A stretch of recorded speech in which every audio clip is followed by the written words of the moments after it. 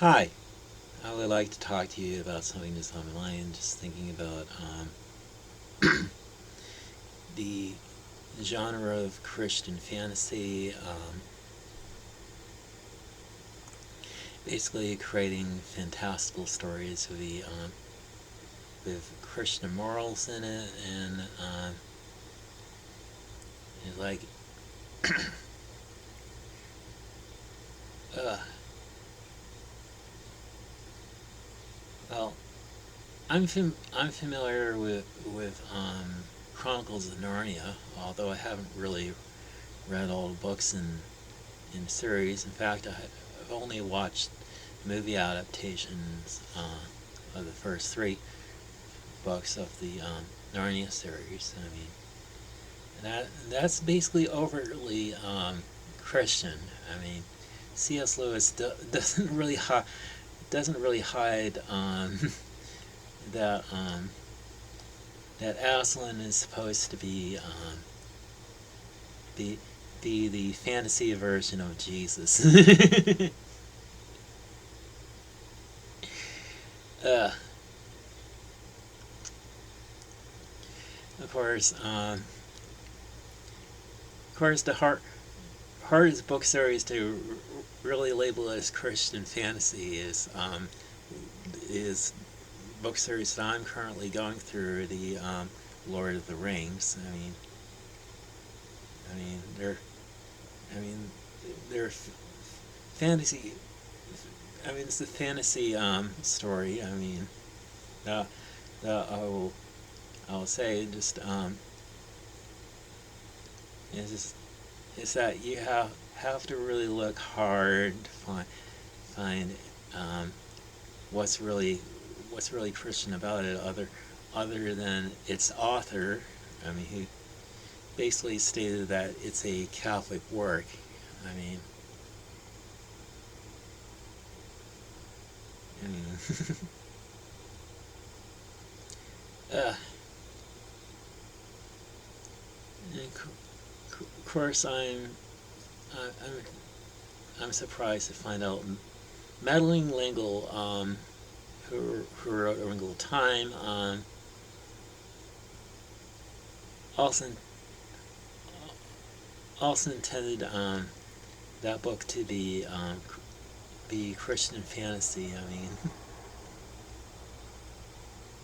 mean, I mean, I haven't I haven't read through that book entirely, but I've seen the latest Disney movie adaptation, and it's like I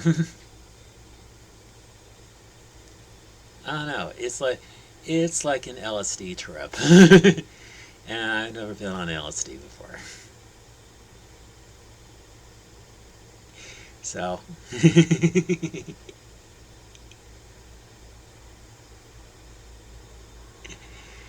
uh, yeah.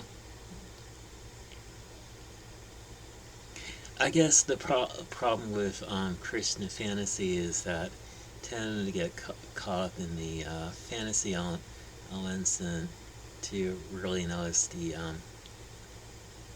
Christian elements that are supposed to be in the books. I mean,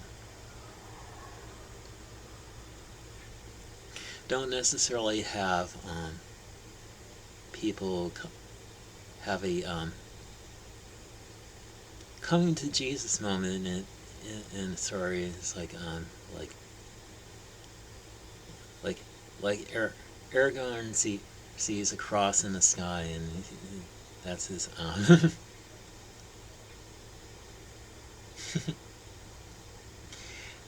that's his coming in Jesus. I don't know. That would just seem too out of place with the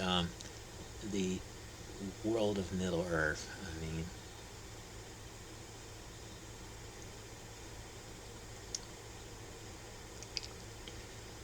uh, yeah. Lord of the Rings was also written in time where world was experiencing World War II, and got got published in the 50s, and surprisingly didn't get caught catch on till the 60s, and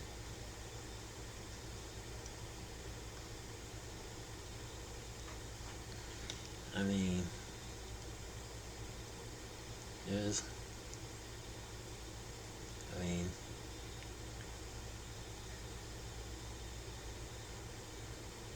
this was the real heavy hitter of Christian fantasy, or or just the fantasy genre in general. I mean,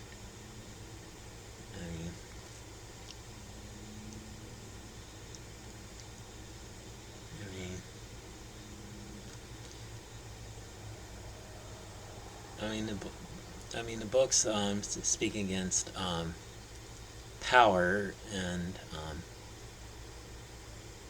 I mean the corruption of power, and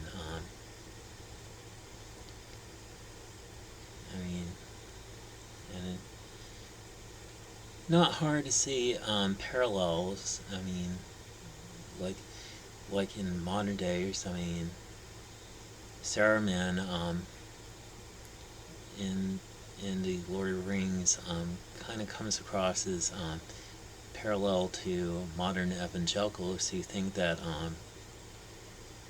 simply preaching the gospel to every creature and making disciples of all nations is too insufficient enough of a task to bring about the second coming, even though that's what Jesus says, that the gospel will be preached in all the world as a witness to all nations, and then the end will come.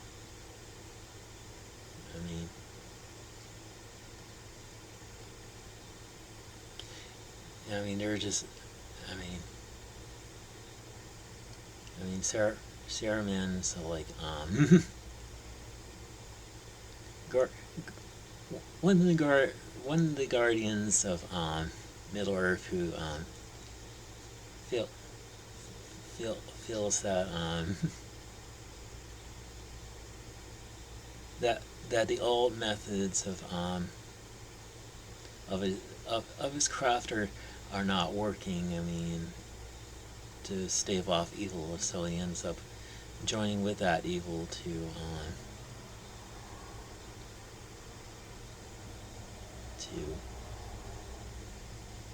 achieve his own ends. And it's a really, yeah.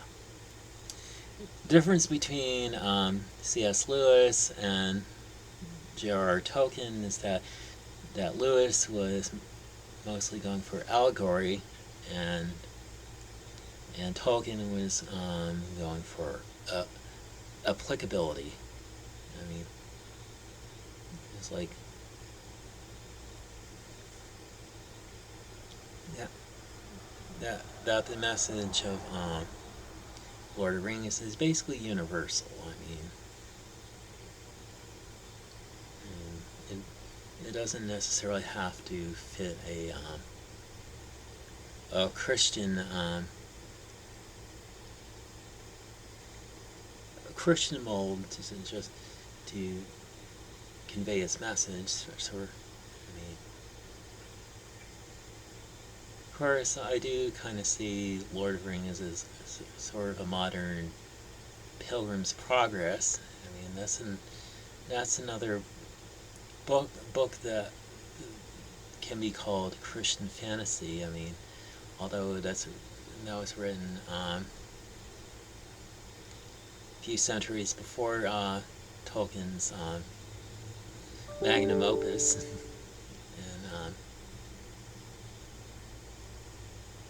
and I'm familiar through its of that book through its adaptations. I haven't fully read through the book of Pilgrim's Progress myself. Anyway, that's pretty much all I have to share with you in this video. So, have a good day, and God bless you.